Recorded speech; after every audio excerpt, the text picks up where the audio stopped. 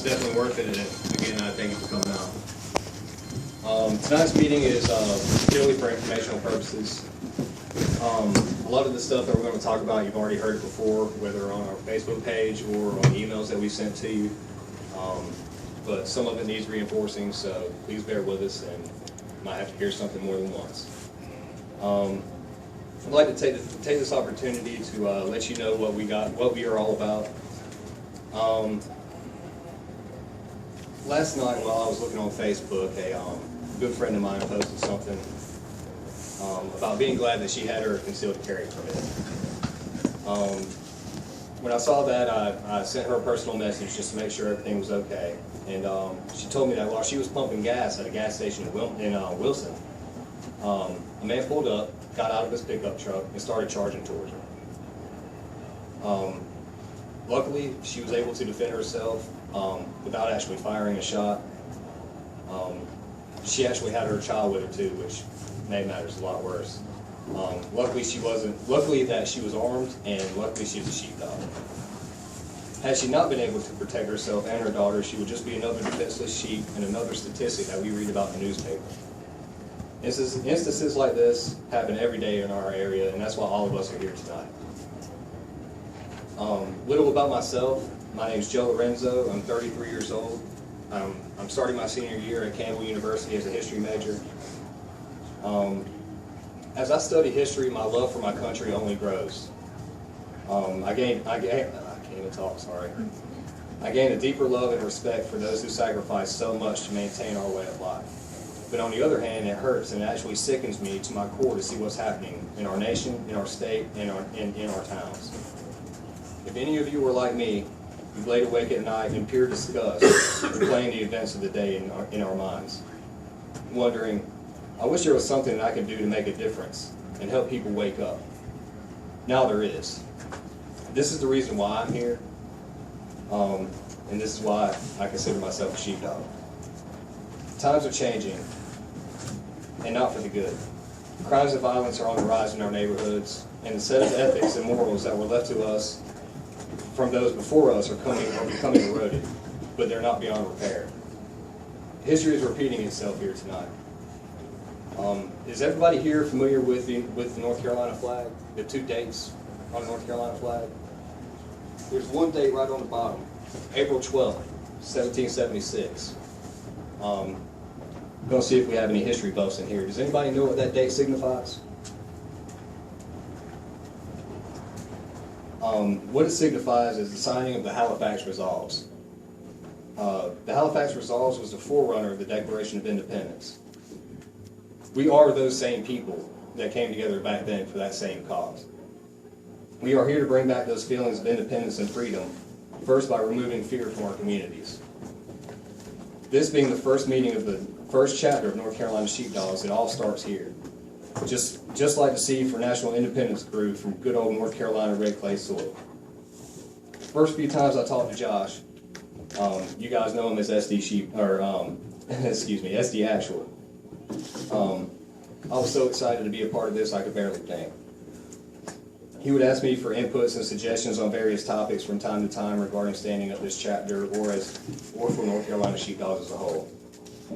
Every once in a while I would refer to North Carolina Sheepdogs as his baby. After several times saying something along those lines, he finally corrected me. He basically informed me that this organization does not belong to any one person. It belongs to everyone who is willing to stand up to the wolf, everyone who is willing to work to improve our communities, and anyone who personifies the sheepdog mentality. I extend that same statement to all of you here. This chapter does not belong to this board. It doesn't just belong to Josh. You are this chapter. Any ideas on ways to inform the general public of our mission, of community service projects, or fundraisers will come directly from you and benefit your towns and your communities. Basically, everything that we do as an organization, sorry about that. Again, thank you guys for coming out, and I thank you for what you're doing. Next to talk to you guys will be Jacob Nickel, our Vice President. Please welcome. Thanks. How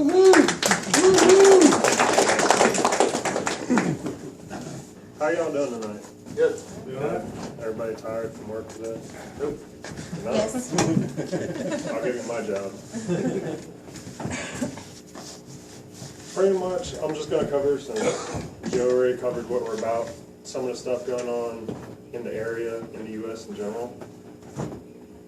In 2011, Johnson County had 231 aggravated assaults, 1,229 burglaries, 31 forcible rapes, 9 murders, I guess you can consider that a good count, 373 violent crimes, and 4,456 property crimes.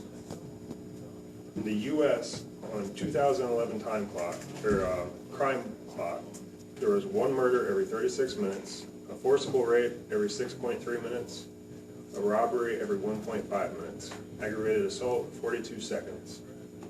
As far as property, there was a burglary every 14.4 seconds, larceny every 1.5, and a motor vehicle theft every 44.1 seconds.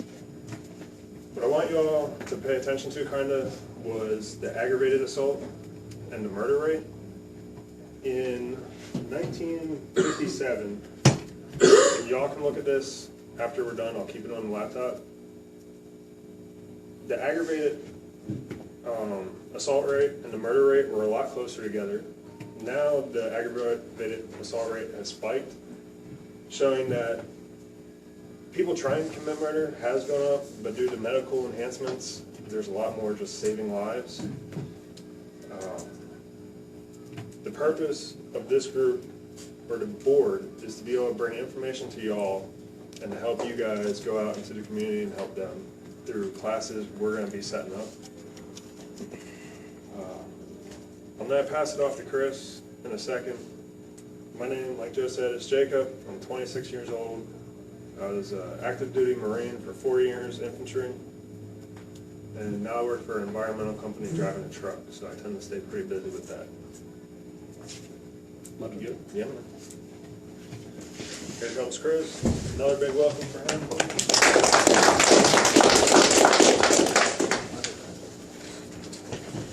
You'll see as you get to know the officers, don't write anything down, I'm shooting straight from the hip.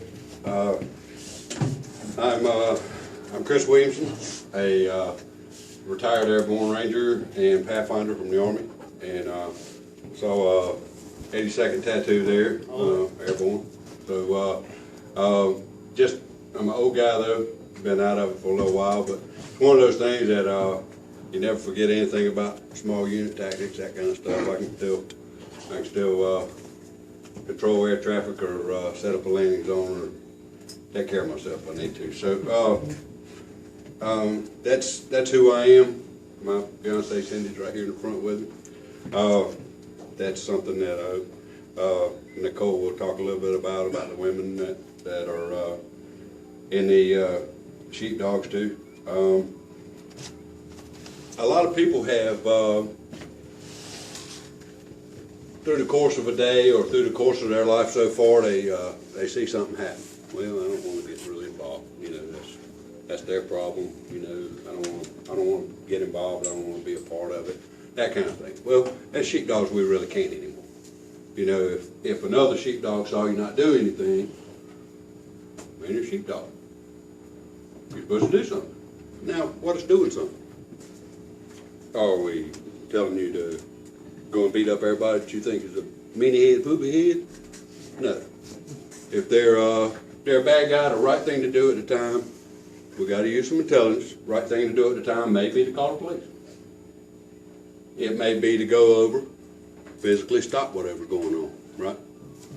But we can't stand by and do nothing. May have done that in the past. I'm going to tell you just a little story. I won't be up here long. There's these 5 gorillas. 5 gorillas in this glass cage. Okay? Well, on the side of that glass cage, there's a set of stairs going up to the top. And at the top of that stairs, they hang a great big bunch of ripe bananas. Just as soon as those gorillas get to go, one of those gorillas starts up that set of stairs to get those bananas, they spray all 5 gorillas down with ice cold water for 5 minutes. Then, once all 5 gorillas have tried it, and they've all had ice cold water sprayed on them, they put the ice cold water away, never use it again. They start replacing each one of those gorillas. Well, they put that new gorilla in there. He sees that bunch of bananas up there and takes off. He's going up the stairs. Well, all 4 of them other ones jump on it and just beat the mess out of him. They're just beating this gorilla to death. He doesn't understand why he's getting beat. These are bananas. We like bananas. You know, he don't understand what's going on, but he just knows he got his butt whipped by 4 gorillas. Well, they eventually replace another gorilla and another one.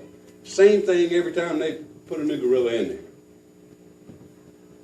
Until they got 5 gorillas in there that have never had the ice cold water sprayed on them. But none of them will go up and get them bananas. Why? That's the way it's always been done around here. We're not gorillas. We're going to do things differently. It's our responsibility as sheepdogs not to turn away and look and hope somebody else will take care of it. We are in a position, we need to take care of it ourselves. Whether that means a phone call, whether that means standing in the way, whatever we need to do as sheepdogs, we have to stand between the sheep and the wolves. Agree?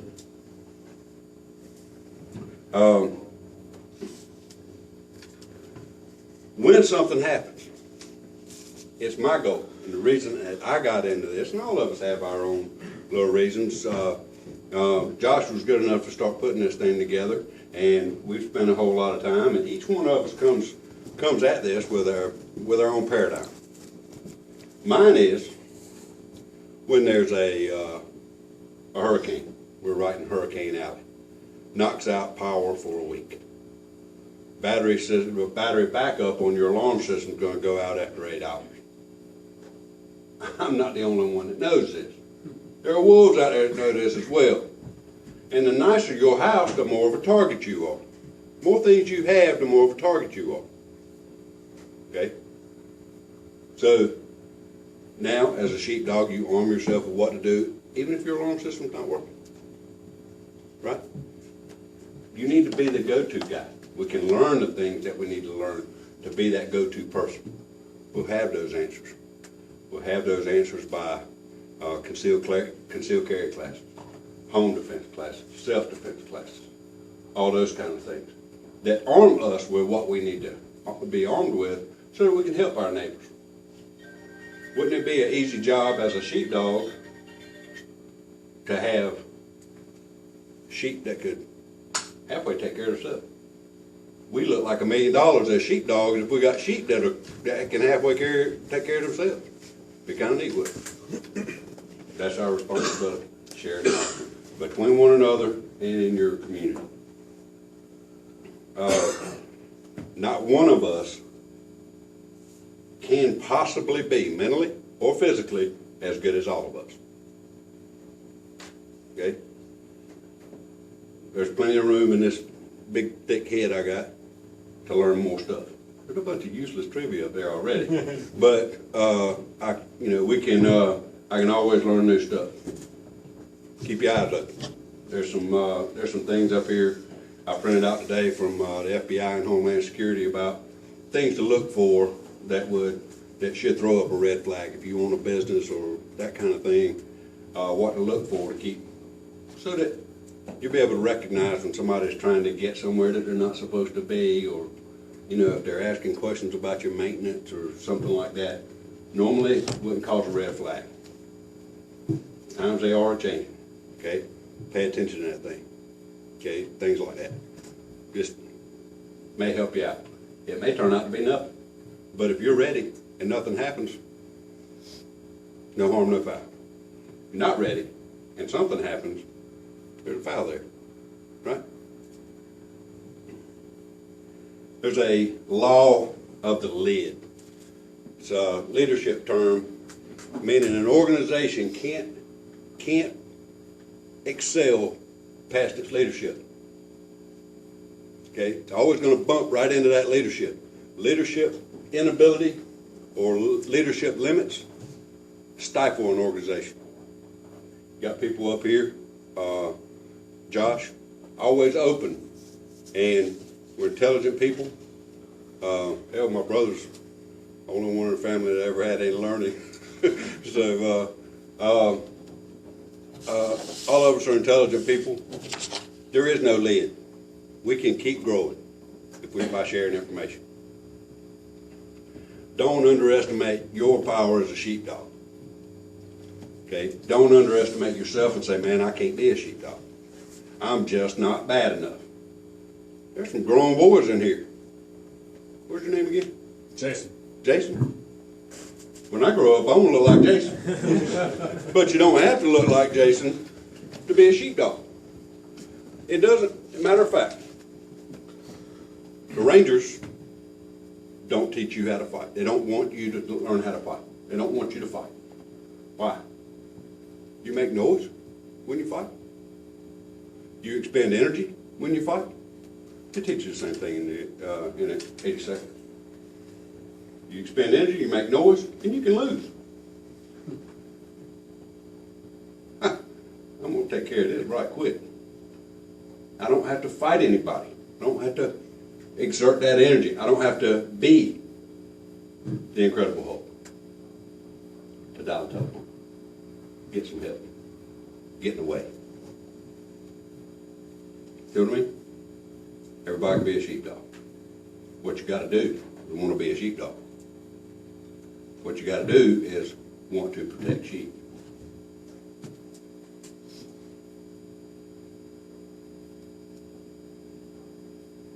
Who you next? Next on the mic is my girl Nicole. Thanks, everybody.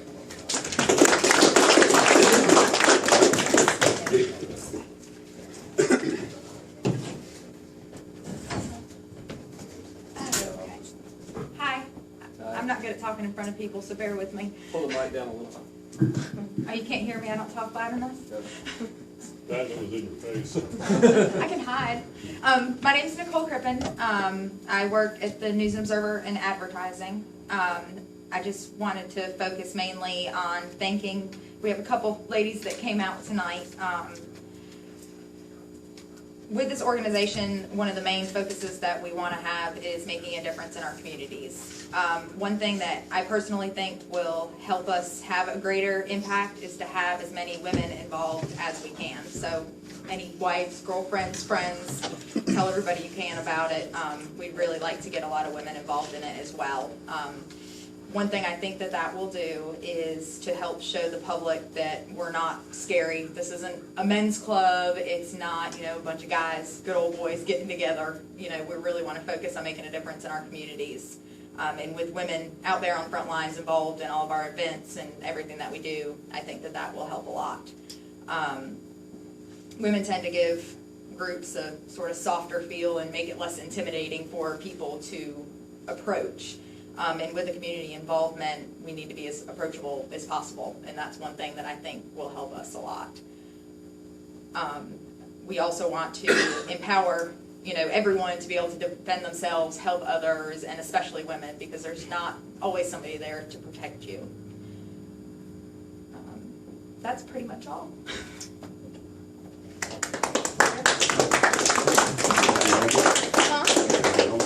Later.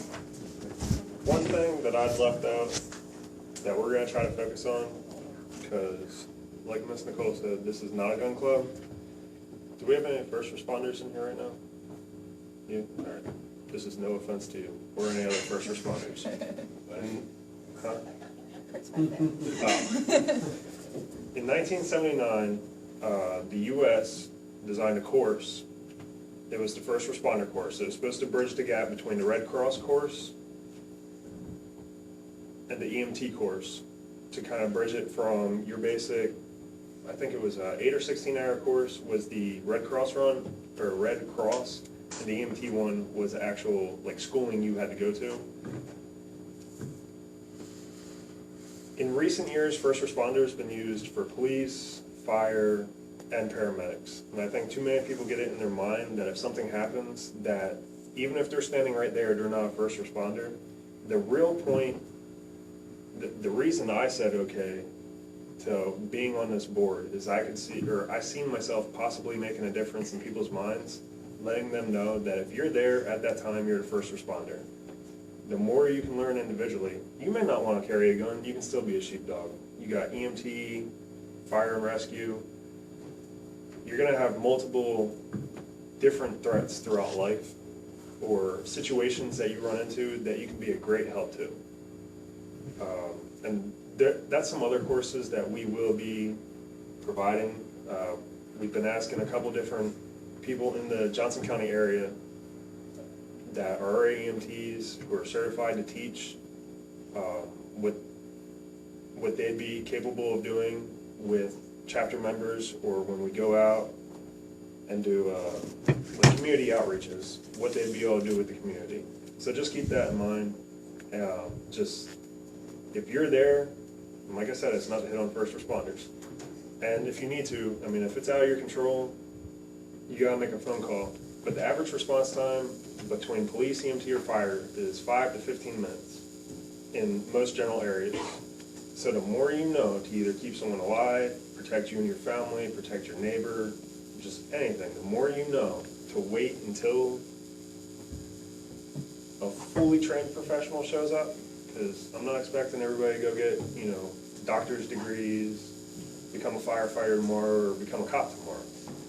The more you know in general on how to keep yourself alive and the people around you alive, the better you are to the community. You're not being part of the problem, you're being part of the solution.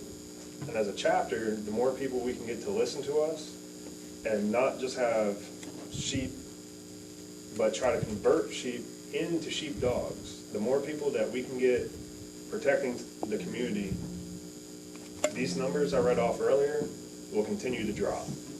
I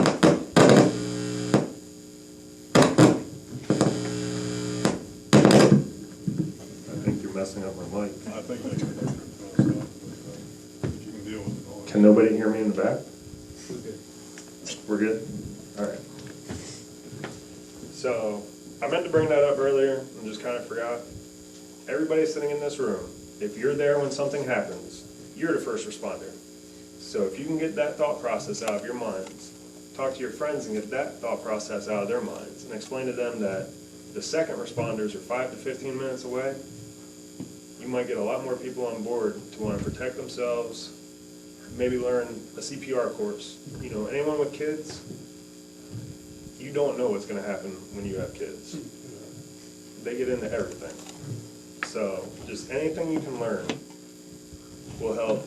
The rates that I read, how to better protect your house. I mean, that just keeps wolves away. You don't even have to mess with them then, just by making your house a hard target, not a soft target to people. So with that, Josh, I'll turn it back to you. And then I hand it back over to Joe. All right, this is the fun stuff. Just so we're all on the same page, and we all know that we are in the place that we need to be. There are a couple sections in the bylaws that I need to go over with everyone. Again, most of this is stuff you've already heard, but we just want to make sure that everyone here wants to be here, and nobody that doesn't need to be here is still here. First thing is our object. North Carolina Sheepdogs Incorporated is not a militia. We are not a political party. We are not a cult, hate group, outlaw gang, gun club, doomsday preppers network, vigilante organization, or any other name that you can make up to label us. What we are is a group of like-minded people dedicated to making a positive difference in our community. A group of like-minded people who realize that pure evil does exist in the world, and sometimes it surfaces in the form of human beings acting out in senseless acts of violence. We are a group of people who will never accept the fact that becoming a victim is acceptable. We are protectors of our flock, our family, our friends, our co-workers, and even strangers. We are a group of people whose thought process consists of when will it happen instead of that will never happen. We are always on watch looking for the wolves or wolves that threaten our safety, our family safety, and our community way of life. Second issue is membership. We're pretty open here. Really the only requirements is that you are 18 years of age or older and that you can pass a criminal background check. As far as the criminal background checks are concerned, we're not worried about people who, got a DUI 10 years ago or did something stupid when they were a kid. What we're trying to do is we're trying to eliminate the bad apple that spoils the bunch before it infiltrates this organization. We can't rightly call ourselves sheepdogs if we have a sex offender, within our ranks. So, it's quality control on our part. Membership dues.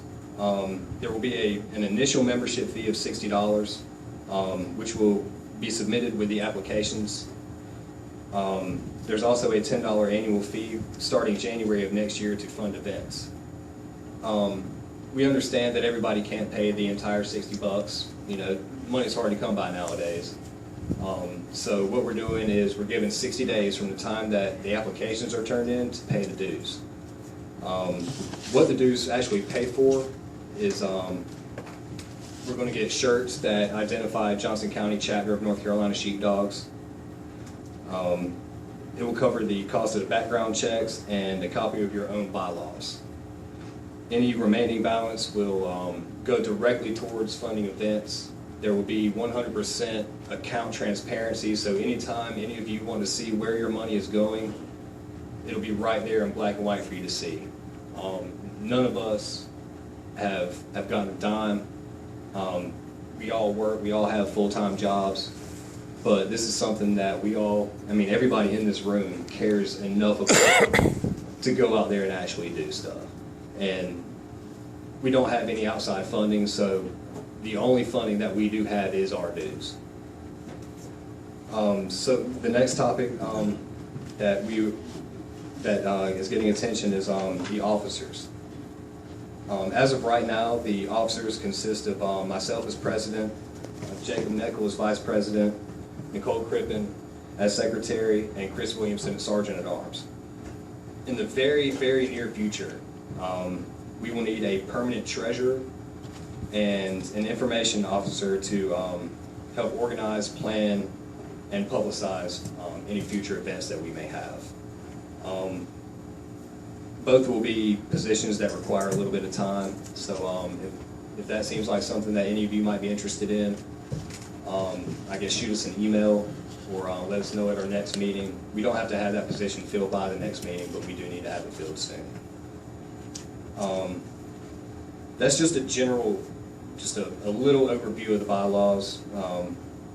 The official one, which I have a copy right here, if anybody wants to take a quick look at it before you leave or whatever, feel free to. It's very thorough and comprehensive, and they will be made available to everyone that joins upon receiving membership fee. That's it as far as the preliminary going over the bylaws. And now I'd like to introduce you guys to Josh Hopper. He's president of North Carolina Sheepdogs Incorporated. He's going to tell you a little bit about us. Thanks. How's everybody doing tonight? Good. All right. First and foremost, thanks for coming out. If you don't mind, I'm going to walk around. This is what I do for my day job. I can't really stay still in one place, so if your neck gets sore towards the end, I apologize. Tell you a little bit about me. I'm 28 years old, last almost 10 years. I've been in the Marine Corps, and about the last 6 years I've been in the Special Ops field. I was born and raised in a little podunk town in West Tennessee. When I say podunk town, when we've got one, we don't even have a red light. We have a blinking caution light, okay? When the Family Dollar finally opened up a store there, you would have thought Jay-Z or whoever the celebrity is, it's hot right now, came to town to sign autographs. I was born and raised in Northwest Tennessee, then went to high school there.